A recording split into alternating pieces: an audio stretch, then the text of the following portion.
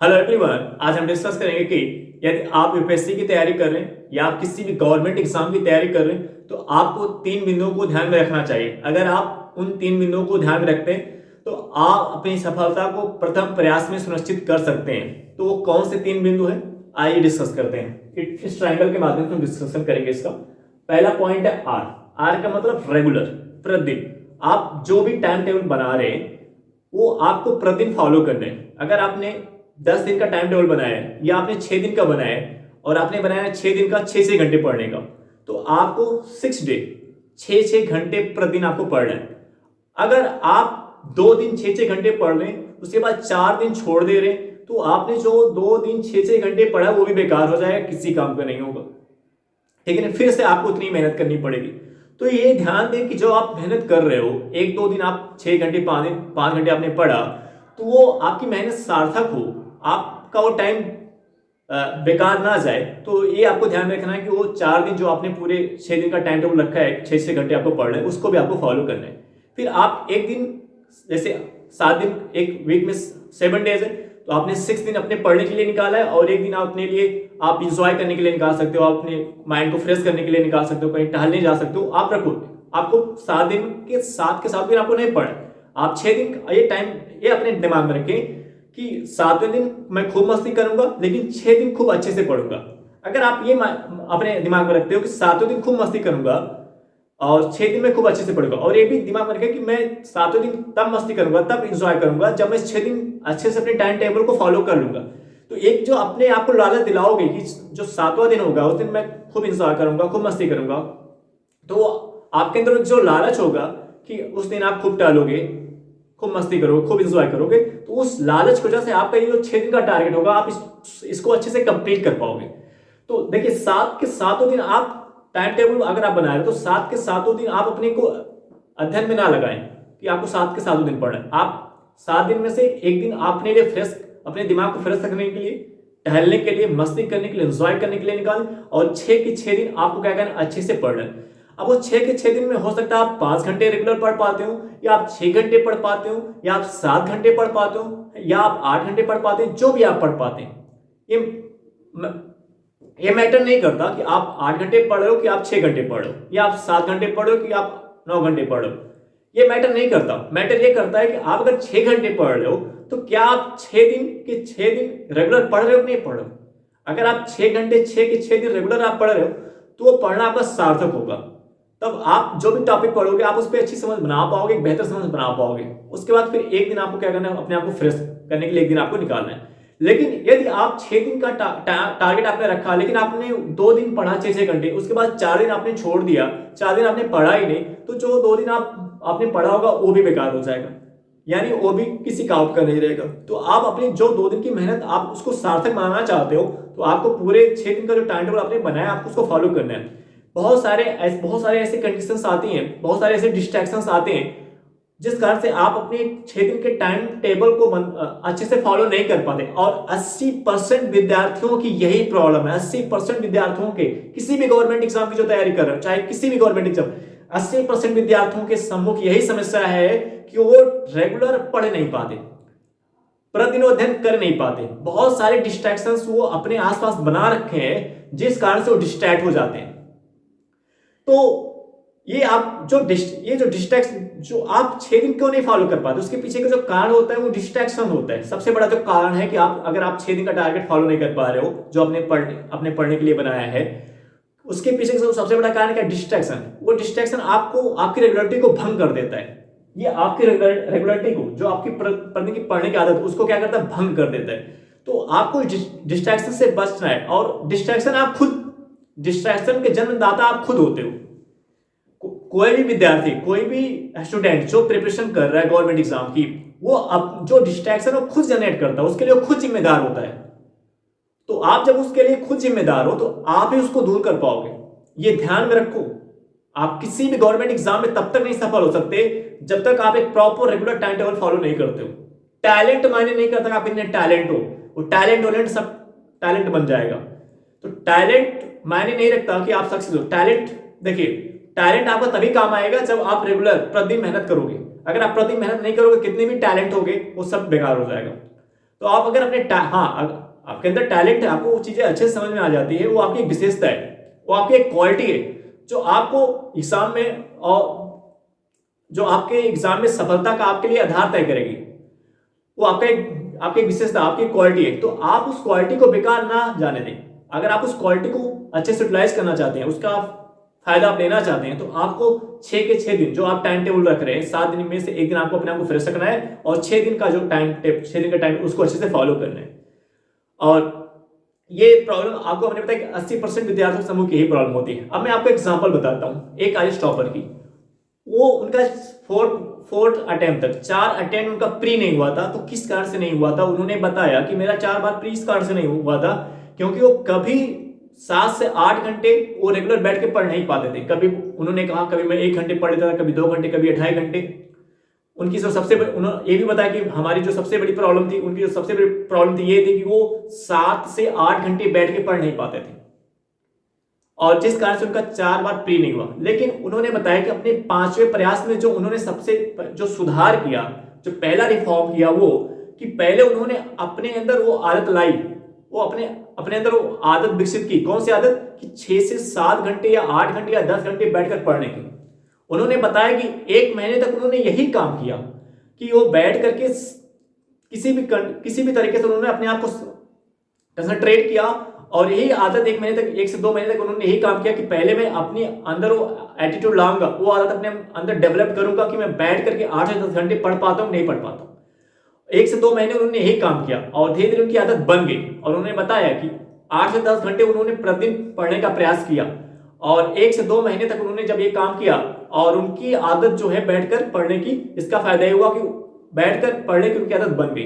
अब उन्होंने बताया कि अब मैं 8 से 10 घंटे रेगुलर बैठ के पढ़ लेता था, जो मैं पहले कभी 1.5 घंटे, 2 घंटे, कभी किसी हफ्ते में पढ़ा ही नहीं। जो वो आदत थी पहले उन्होंने उसको दूर किया, उस समस्या को हटाया। पहला काम उन्होंने क्या किया कि बैठकर पढ़ने की आदत डाली। तो जब उनके अंदर 7 से 8 घंटे बैठकर पढ़ने की आदत डेवलप हो गई, विकसित हो गई, तो उनका 5वें अटेम्प्ट में ही प्री क्वालिफाई हो गया और 5वें अटेम्प्ट में उन्होंने प्री क्वालिफाई हुआ। उसका कारण क्या बताया कि इस कारण से वो प्री क्वालिफाई कर पाए क्योंकि उन्होंने इस अटेम्प्ट में 8 से 10 घंटे बैठकर रेगुलर मेहनत की थी। पूरे 1 साल तक पूरी स्टडी 8 से 10 घंटे, 7 घंटे, 8 घंटे, 10 घंटे उन्होंने बैठकर प्रतिदिन पढ़ाई की थी और उसका फायदा उनका प्री निकला।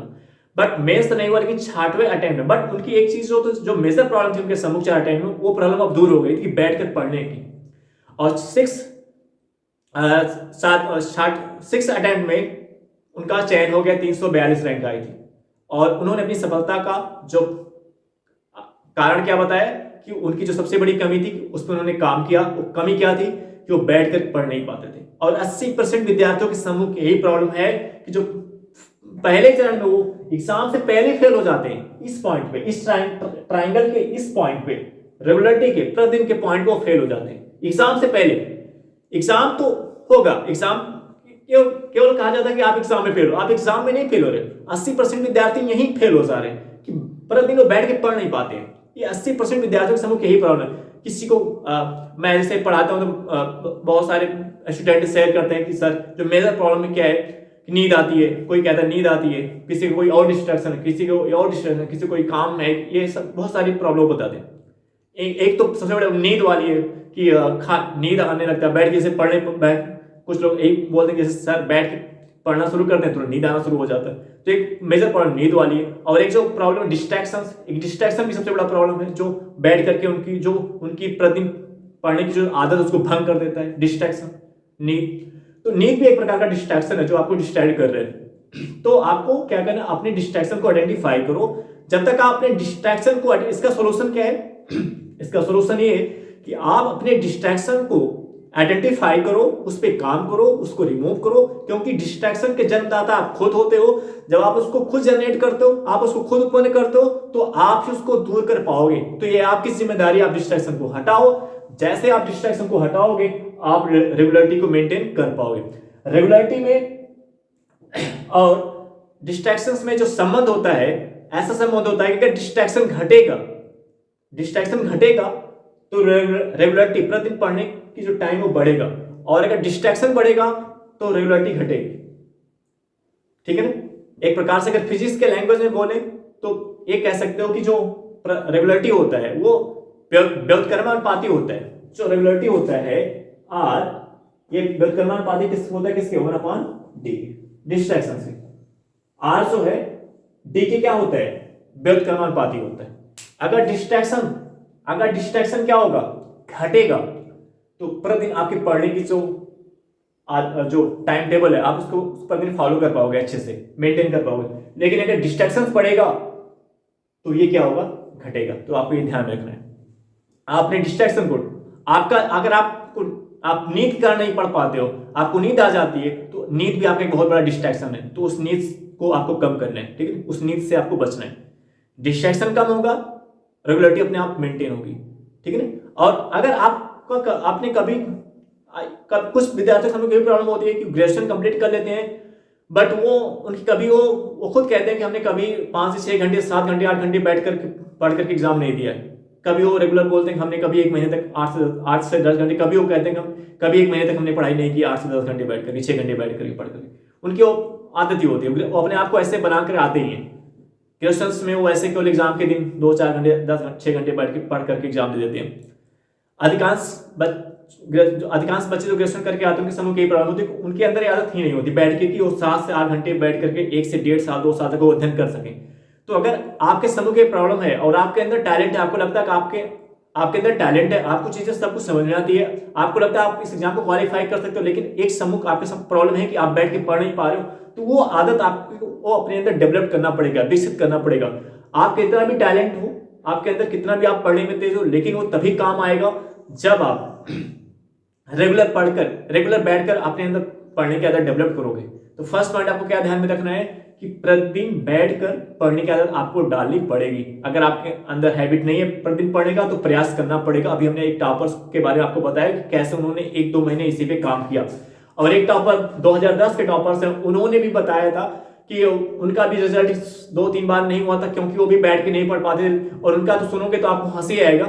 उन्होंने कहा कि सबसे जब वो फेल हुए तो उन्होंने जानते हो क्या किया, उन्होंने जो है 1 से 2 महीना उन्होंने भी यही आदत अपने अंदर डाली कि वो 8 से 10 घंटे बैठ के पढ़ पाते नहीं। और उन्होंने 2 महीने तक 1-1.5 महीने को उन्होंने बताया कि उन्होंने नहाया ही नहीं था।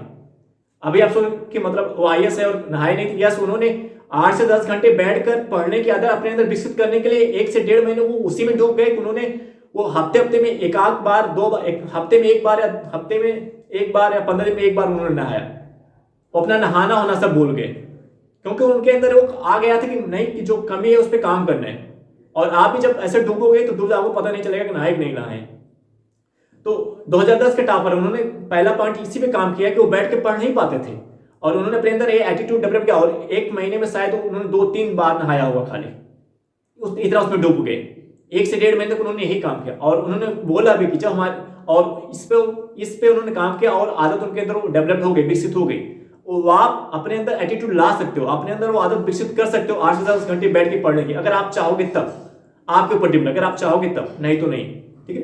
तो किसी भी गवर्नमेंट एग्जाम में 80% विद्यार्थी यही फेल हो जाते हैं रेगुलर आर पॉइंट पे, कि रेगुलर बैठ के पढ़ नहीं पाते। अब इसमें एक ट्राइंगल का एक भुजा है हार्ड वर्क, ट्राइंगल का एक भुजा है क्या, हार्ड वर्क। अब आप देखें, अगर आप रेगुलर बैठ के पढ़ पा रहे हो 5 से 6 घंटे 7 घंटे जो आपने टाइम टेबल बनाया है, तो अपने आप हार्ड वर्क होगा, हार्ड वर्क अपने आप हो जाएगा। यानी जो आपका हार्ड वर्क किसके ऊपर डिपेंड कर रहा है, प्रतिदिन बैठ के पढ़ने के ऊपर। अगर ये मेंटेन नहीं होगा तो हार्ड वर्क नहीं होगा। तो ये देखिए, ये जो साइड है इस त्रिभुज की, इस ट्राइंगल की ये जो साइड है, ये किससे कनेक्ट है, हार्डवर्क से कनेक्ट है। हार्डवर्क किससे कनेक्ट और रेगुलरिटी किससे कनेक्ट है, हार्डवर्क। अगर आप हार्डवर्क कर रहे हो तो प्रतिदिन पढ़ रहे हो, रेगुलरिटी अगर आप फॉलो कर रहे हो तो हार्डवर्क आपका हो रहा है। तो ये साइड्स, ये ट्राइंगल एक दूसरे से क्या है, कनेक्ट है। ये तीनों साइड्स एक दूसरे से कनेक्टेड है। अब इसमें तीसरा पॉइंट आपको क्या, दूसरा पॉइंट क्या ध्यान, आपको हार्डवर्क करना है। तो हार्डवर्क क्या, अगर आप रेगुलर प्रतिदिन बैठ के पढ़ रहे हो तो हार्डवर्क आपका हो रहा है। हाँ, एक पॉइंट, बहुत सारे कोचिंग वाले हमेशा स्मार्ट वर्क की बात करते हैं। तो शुरू में जब मैं दिल्ली में तैयारी करने के लिए गया था तो मैं भी काफी कंफ्यूज था। सब बोलते थे स्मार्ट वर्क और स्मार्ट वर्क। अरे तो स्मार्ट वर्क करे तो क्या तुरंत जो उस समय तक 1-2 साल तक मैं परेशान रहा, मुझे सही से मैं किसी के पॉइंट पे सेटिस्फाइड नहीं हुआ कि स्मार्ट वर्क है क्या। मैं कभी नहीं उससे सेटिस्फाइड नहीं हुआ 1 से 1.5 साल। बट मैं जब खुद से कोचिंग करने के बाद जब मैं खुद से बैठ के पढ़ना शुरू किया, 8 से 10 घंटे हमने बैठ के खुद से पढ़ना शुरू किया, क्योंकि मेरा जो आईएएस की तैयारी करने का मेरा जो मोटिवेशन था, पहला मोटिवेशन यही था कि मैं 8 से 10 घंटे बैठ के पढ़ लेता हूँ। बीएससी में ये हैबिट हमने अपने अंदर डेवलप कर ली थी BSc first year second year third year में, कि BSc first year second third year में हमने 8 से 10 घंटे बैठ के पढ़ाई की थी। तो एक पॉइंट हमारे अंदर वो था कि मैं 8 से 10 घंटे बैठ के पढ़ लेता हूँ। आफ्टर दैट जब मैं 8 से 10 घंटे बैठ के पढ़ना शुरू किया, उसके बाद फिर 1 से 2 साल तक मुझे उसका जवाब खुद मिल गया कि स्मार्ट वर्क क्या होता है। तो मेरा जो अपनी खुद की मेहनत से जो मैं स्मार्ट वर्क के बारे में जान पाया कि जब आप हार्ड वर्क करोगे तभी आपके अंदर स्मार्ट वर्क आएगा।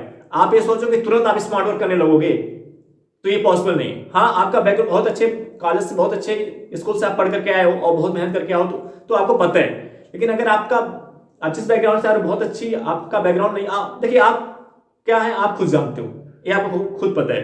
अगर आपको नहीं पता है तो ये मत घबराना कि आप ये मत इस चक्कर में फंस जाना कि आप तुरंत स्मार्ट वर्क करना सीख जाओगे।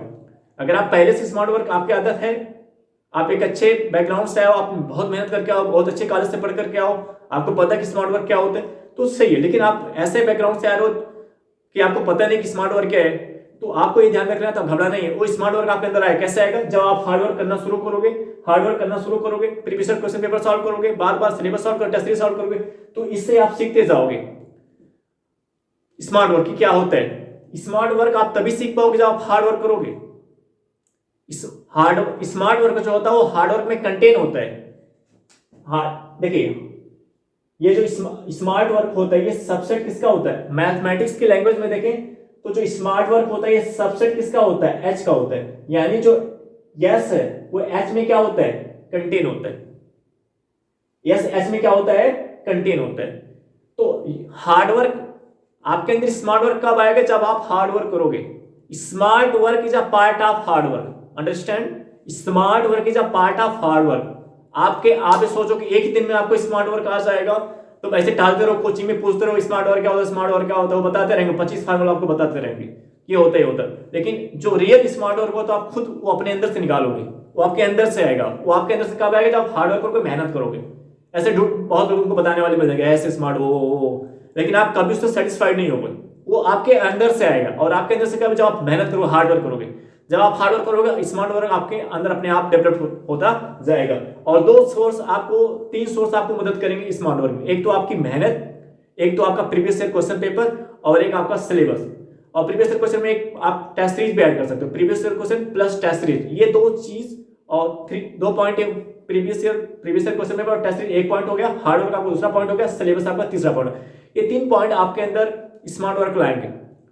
क्या? हार्ड वर्क आपका, previous year question plus test series और प्लस सिलेबस, ठीक है ना, 3 पॉइंट। तो आप ये भी ध्यान दो कि आप जैसे आप पता चला आप दिल्ली आज कोचिंग करने गए और आज सोच रहे हो कि आपके अंदर स्मार्ट वर्क आ जाए, तो अगर एक ही दिन में सबके अंदर स्मार्ट वर्क हो जाएगा तो सब एक ही दिन में आईएएस बन जाएंगे, फर्स्ट अटेम्प्ट में सब आईएएस बन जाएगा। तो किसी का दूसरा, तीसरा, चौथा, 5वां अटेम्प्ट नहीं लगेगा। जो 6वां अटेम्प्ट, 7वां अटेम्प्ट, 8वां अटेम्प्ट में जाके सेलेक्ट होते हैं, वो ऐसे सेलेक्ट होते हैं। किस कारण सेलेक्ट हो पाते हैं? क्योंकि वो मेहनत करते रहते हैं, और मेहनत करते रहते हैं। उनका जो हार्ड वर्क होता है वो स्मार्ट वर्क में कन्वर्ट होता जाता है। वो मेहनत करते रहते हैं, उनका जो हार्ड वर्क है वो स्मार्ट वर्क में कन्वर्ट होता जाता है। और जब वो पूरा अच्छे से स्मार्ट वर्क में कन्वर्ट हो जाता है तो वो रिजल्ट उनका आ जाता है। तो जो किसी का अगर 6वां अटेम्प्ट में किसी का फर्स्ट अटेम्प्ट हो जाए, इसका मतलब नहीं कि फर्स्ट अटेम्प्ट वाला बहुत टैलेंट था इस कारण से फर्स्ट, ऐसा कुछ भी नहीं है। वो बैकग्राउंड को, क्योंकि एक एग्जाम है और इतनी बड़ी जनसंख्या में से लोग जा रहे हैं, तो कोई जरूरी नहीं कि सबका बैकग्राउंड सेम ही हो। पता चला कि उसमें हर वर्ष जो इसमें बच्चे सम्मिलित हो रहे हैं, क्या सबका बैकग्राउंड सबका बैकग्राउंड क्या एक ही है? बहुत अंतर है। पता चला एक ऐसे वर्ग से जा रहा है जिसने बहुत ही पिछड़े वर्ग से पढ़ाई करके आए, तो उसका बैकग्राउंड क्या होगा? और एक बहुत अच्छे यूनिवर्सिटी से पढ़ करके आए, बहुत अच्छे फैमिली से बिलोंग करते हैं, बहुत अच्छे बैकग्राउंड का है, तो फिर अंतर तो रहेगा ही ना, सेम बैकग्राउंड तो रहेगा नहीं। तो कुछ लोगों का बैकग्राउंड यहाँ, कुछ लोगों का लेवल पहले से यहाँ रहता है, कुछ लोगों का लेवल यहाँ रहता है, कुछ लोगों का लेवल 0 रहता है। अब जिसका 0 लेवल रहेगा तो उसे तो मेहनत करना ही पड़ेगा ना।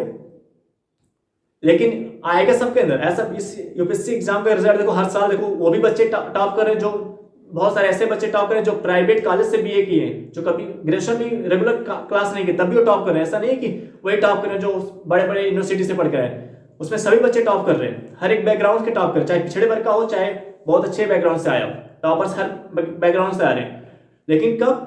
आपको मेहनत करनी पड़ेगी। तो हार्डवर्क आपके अंदर जो स्मार्ट वर्क लाएगा वो कौन लाएगा? हार्डवर्क। आप हार्डवर्क करते जाओगे तो आपके अंदर स्मार्ट वर्क आता जाएगा।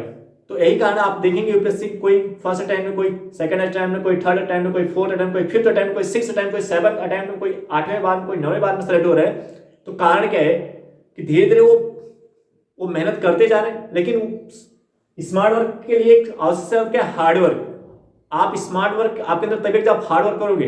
अब केवल आप स्मार्ट वर्क के पीछे भागते रहोगे तो कभी नहीं आएगा। तो ध्यान रखो, आप ये मत सोचो आप हार्ड वर्क, आप ये मत सोचो स्मार्ट वर्क का मतलब ये होता है कि हार्ड वर्क नहीं करना पड़ता है। इस चाकी में मत रहना कि स्मार्ट वर्क हम पकड़ लेंगे तो हार्ड वर्क नहीं करेंगे। ये ध्यान दो, smart work is a part of hard work, understand. तो स्मार्ट वर्क आपके अंदर तभी आएगा जब हार्ड वर्क आप करोगे। तो ये ध्यान रखो। यही कारण है कि कुछ लोग का 5वें 6वें 7वें 8वें बार में होता है, क्योंकि वो मेहनत करते रहते हैं, फेल होते जाते हैं, सीखते जाते हैं। उनका जो हार्ड वर्क होता है धीरे धीरे किसमें कन्वर्ट हो जाता है? स्मार्ट वर्क में। ठीक है, तो ये हो गया। अब तीसरा पॉइंट है, आपको क्या ध्यान रखना? पेशेंस। आपको धैर्य रखना है, क्योंकि एक साल कोई भी जो एग्जाम, किसी भी गवर्नमेंट एग्जाम की आप तैयारी कर रहे हो, यूपीएससी अगर आप उसी की तैयारी कर रहे हो तो आपको पता है कि कम से कम 1.5 से 2 साल इसका प्रोसेस ही लग जाता है। तो आपको धैर्य रखना है, आपको पेशेंस रखना है अपने अंदर। अब देखिए ये जो पेशेंस, ये जो इस ट्रायंगल का जो ये साइड है ये भी इससे कनेक्टेड है, हार्ड वर्क से भी कनेक्टेड है, इससे कनेक्टेड है, क्योंकि आप रेगुलरिटी प्रतिदिन तभी मेंटेन कर पाओगे। ये आपको अभी मैंने बताया कि अगर आप प्रतिदिन रेगुलरिटी मेंटेन करते हो तो आपका हार्ड वर्क हो रहा है, और जब ये दोनों हो रहा है तो अपने आप हो, ये आपके अंदर है तभी होगी। ये आपके अंदर पेशेंस होगा तभी ये हो पाएगा। अब आप देख रहे हो तीनों ट्रायंगल एक दूसरे से कनेक्टेड है। अगर आप इसमें से एक साइड को निकाल दोगे तो आपकी जो अध्ययन करने का जो रेगुलरिटी है वो भंग हो जाएगा। यानी इन तीनों में से एक साइड को आप अलग नहीं कर सकते हो। ये तीनों एक दूसरे से कनेक्टेड है। अगर इसमें से कोई भी साइड निकालोगे पूरा ट्रायंगल भंग हो जाएगा, यानी आपकी तैयारी क्या हो जाएगी? भंग हो जाएगी, आप अच्छे से प्रिपेयर नहीं कर पाओगे। अब आप देखें, अगर आप रेगुलरिटी में अपने आप को रेगुलर रूप से प्रतिदिन कैसे पढ़ पाओगे? प्रतिदिन आपका स्टडी कैसे हो पाएगा? पूरे अपने टारगेट कैसे कंप्लीट कर पाओगे? जब आपके अंदर पेशेंस होगा। इसका मतलब क्या हुआ कि अगर आप रेगुलर प्रतिदिन पढ़ रहे हो तो आपका हार्डवर्क हो रहा है, और एक किस कारण से हो पा रहा है? इसका मतलब आपके अंदर धैर्य है, पेशेंस है। यानी अगर आप ये चाहते हो कि आप प्रतिदिन रेगुलर बैठ के पढ़ पाओ और आप हार्डवर्क कर पाओ तो आपके अंदर पेशेंस, धैर्य बहुत ही आवश्यक है। आपको अपने अंदर पेशेंस रखना पड़ेगा। अब पता चला आप इस डर में जरा होगा कि नहीं होगा, होगा कि नहीं होगा, तो इस डर में अगर आप जी रहे हो तो फिर ये रेगुलरिटी और ये दोनों पॉइंट आपसे नहीं हो पाएंगे। पेशेंस, आपको धैर्य रखना है कि बड़ा एग्जाम है, आपको अपने अंदर से डर निकालना का होगा कि नहीं होगा, ये डर आपको पहले निकाल देना है। बड़ा एग्जाम है, टाइम लग सकता है, तो ऐसे में आपको थोड़ा पेशेंस रखना है, थोड़ा धैर्य रखना है। धैर्य आपको रखना है, पेशेंस, ठीक है। अगर आप धैर्य रखते हैं, आप जल्दबाजी नहीं करते, और देखिए आपका जो धैर्य है आपके बुक के पढ़ने के तरीके में भी काम आता है। अगर आपके अंदर पैसेंस नहीं होगा, अगर आपके अंदर धैर्य नहीं होगा तो आप किसी बुक को सही से पढ़ोगे भी नहीं। उसको ऐसे पढ़ते चले जाओगे, एक ही घंटे में 5 घंटे पूरी बुक पढ़ डालोगे, एक घंटे में 5 चैप्टर पढ़ लोगे, ऐसे केवल पेज पढ़ लोगे, केवल पीला लाल हरा काला उसी में करोगे, आप ढंग से नहीं पढ़ोगे उसके। तो अगर आपके अंदर पैसेंस नहीं होगा तो आप जल्दबाजी करोगे, हर एक काम में जल्दबाजी करोगे। आप सोचो कितनी जल्दी इसको पढ़ के खत्म कर लें। और फर्स्ट फेज में जब आप तैयारी शुरू करने जाते हो तो फर्स्ट फेज में आपको ये ध्यान रखना है, आपको धीरे धीरे, आपको थोड़ा स्लोली पढ़ना है, धीरे धीरे पढ़ना है, क्योंकि आप थोड़ा अपनी स्पीड कम करके पढ़ोगे तभी आप टॉपिक अपनी बेहतर अच्छी समझ बना पाओगे, ठीक है ना। तो ये आपको ध्यान रखें, पेशेंस ये इसी ट्रायंगल का एक पार्ट है, यानी ये कंप्लीट ट्रायंगल है। अगर आपके अंदर पेशेंस होगा तो आप रेगुलर, अगर आपके अंदर धैर्य है, पेशेंस है, धैर्य आपके अंदर है, आप धैर्यशील व्यक्ति हैं, तो आप प्रतिदिन रेगुलर पढ़ पाएंगे, प्रतिदिन अध्ययन कर पाएंगे। और अगर आप प्रतिदिन रेगुलर पढ़ रहे हैं तो आपका हार्डवर्क हो रहा है। तो आप देख रहे हो कि ये तीनों साइड एक दूसरे से कनेक्टेड है। अगर आपका इसमें से एक भी साइड क्या होता है, भंग होगा, तो फिर आप अपने टारगेट को अच्छे से कंप्लीट नहीं कर पाएंगे। तो ये आपको ध्यान में रखना है। तो हमने कई एग्जाम्पल भी बताए, कई दो टॉपर्स भी हमने बताए कि जिन्होंने ये जो उनकी मेजर प्रॉब्लम थी, उनके अंदर टैलेंट कमी नहीं थी, सब कुछ उनके अंदर था, लेकिन उसको यूटिलाइज क्यों नहीं, उस टैलेंट को यूटिलाइज क्यों नहीं कर पा रहे थे? कारण क्या था कि वो रेगुलर बैठ के पढ़ नहीं पा रहे थे। तो फर्स्ट, अगर आपके समूह ये प्रॉब्लम, आपके समूह पे प्रॉब्लम आती है, और अभी हमने 80% विद्यार्थी देखिए वहां पे लगता है कि पूरी संख्या, आपको लगता है कि 5 लाख एग्जाम दे रहे तो वहीं बाहर रोज आ रहे हैं कि एग्जाम में हाल में नहीं, उसमें से 80% अगर निकाल दो 5 लाख का, तो वो 80% ऐसे हैं जो अपनी रेगुलरिटी मेंटेन ही नहीं कर पाते, प्रतिदिन पढ़ नहीं पाते। और बहुत सारे ऐसे टॉपर्स जो जिनका 5वें 6वें 7वें 8वें बार में हुआ, उन्होंने ये प्रॉब्लम बताई कि क्यों नहीं उनका, उन्होंने बताई क्यों नहीं हो पा रहा था, क्योंकि उन्होंने बताया, उन्होंने यही सामने रखा कि रेगुलर वो बैठ के पढ़ ले। और आप अधिकांश टॉपर के अगर टॉपर्स को आप सुनते हो उसमें कुछ ना कुछ टॉपर्स ऐसे होंगे जो बोलते होंगे, अधिकांश अगर 10 टॉपर में से 7-8 टॉपर इस पॉइंट पे बोलते भी हैं कि ये आपको ध्यान रखना है कि रेगुलरिटी प्रतिदिन ये आपको मेंटेन रखना है। क्योंकि अगर आप एक महीने 15 दिन आपने पढ़ा, 15 दिन गैप कर दिया, तो पूरा वो 15 दिन आप पढ़े वो भी बेकार हो जाए, किसी काम का नहीं होगा। तो ये आपको ध्यान रखना है, आपको रेगुलरिटी मेंटेन करना है, ठीक है। चाहे 5 घंटे पढ़ो चाहे 6 घंटे पढ़ लो, प्रतिदिन रेगुलर, हार्ड वर्क, पैशंस, ये तीनों पॉइंट, अगर इन तीनों बिंदुओं को आप ध्यान में रखते हो तो आप अपने टारगेट को अचीव कर पाओगे। क्योंकि ये अगर आपका ये मजबूत है, ये एरिया आपका मजबूत है, तो क्योंकि अगर ये, तो आप इसके बाद previous year question paper solve करना रहता है, टेस्ट सीरीज सॉल्व करना रहता है। जब आप इसको फॉलो करोगे तो आप अपनी टॉपिक को अच्छी समझ बना पाओगे, अपनी पकड़ बना पाओगे, चीजों को अपने अंदर अच्छे से एब्जॉर्व कर पाओगे हर एक पॉइंट को। तो जब हर एक पॉइंट को अच्छे से एब्जॉर्व कर पाओगे, टॉपिक पे अपनी पकड़ बना पाओगे, समझ बना पाओगे, तो आप, सिंपल सी बात है, तो आप प्रीवियस ईयर क्वेश्चन पेपर को अच्छे से सॉल्व कर पाओगे, टेस्ट सीरीज में आपका नंबर आएगा। जब वहां पे आपके मार्क्स अच्छे आएंगे, आपका कॉन्फिडेंस बढ़ेगा, आपका मोटिवेशन बढ़ेगा, तो आप एग्जाम में भी अच्छा करके आओगे। लेकिन उस लेवल पे आने के लिए पहले ये लेवल जो है फॉलो करना पड़ेगा। क्योंकि अभी 80% हमने बताया कि 80% विद्यार्थी कहाँ फेल होते हैं, यहीं भी फेल हो जाते हैं कि प्रतिदिन उनकी बैठ के, ये मेजर प्रॉब्लम है, ये प्रतिदिन बैठ के पढ़ नहीं पाते हैं, रेगुलरिटी मेंटेन नहीं कर पाते हैं। तो अगर आप इन 3 बिंदुओं को ध्यान में रखते हैं तो किसी भी गवर्नमेंट एग्जामिनेशन या यूपीएससी की तैयारी कर रहे हो, आपकी सफलता प्रथम प्रयास में सुनिश्चित है। अगर प्रथम में नहीं तो द्वितीय में नहीं तो तीसरे में आते अगर इस टाइप के स्टूडेंट हो, आप हो, इसको मेंटेन करते हो, इस ट्रायंगल को आप फॉलो करते हो, अगर आप इस प्रकार के स्टूडेंट हो, आप इस ट्रायंगल को फॉलो करते हो, ये ट्रायंगल आपके अंदर एटीट्यूड में है, तो सिंपल जाहिर सी बात है, पहले अटेम्प्ट में नहीं तो दूसरे में नहीं तो तीसरे अटेम्प्ट में आपकी सक्सेस सेवर है। हाँ, कुछ प्राकृतिक प्रॉब्लम्स आ जाती हैं जिसके आगे आप भी बेहोश हो जाते हैं, तो ऐसी कुछ प्रॉब्लम आ जाती है तो भले आपकी पढ़ाई थोड़ी सी प्रभावित हो जाए, बट लेकिन अगर आपके अंदर इस प्रकार का ट्रायंगल, आपके अंदर एटीट्यूड में ट्रायंगल है, तो सक्सेस आपकी सेवर है। और जो विद्यार्थी किसी भी गवर्नमेंट एग्जाम में अपनी सफलता गेन कर रहे हैं, प्राप्त कर रहे हैं, इसी रास्ते से प्राप्त कर रहे हैं, ठीक है। यही रास्ता होता है और कोई रास्ता नहीं होता। तो ये आपको अपने अंदर डेवलप करना, अगर है तो बहुत अच्छी बात है, आप उस पर और अच्छे से काम करें, अगर नहीं है तो आपको अपने अंदर लाना पड़ेगा, अपने अंदर वो एटीट्यूड डेवलप करना पड़ेगा, विकसित करना पड़ेगा। तो आई होप दैट ये वीडियो आपको समझ आया होगा। अब हम आपसे नेक्स्ट वीडियो में मिलेंगे। Okay, bye, thank you everyone.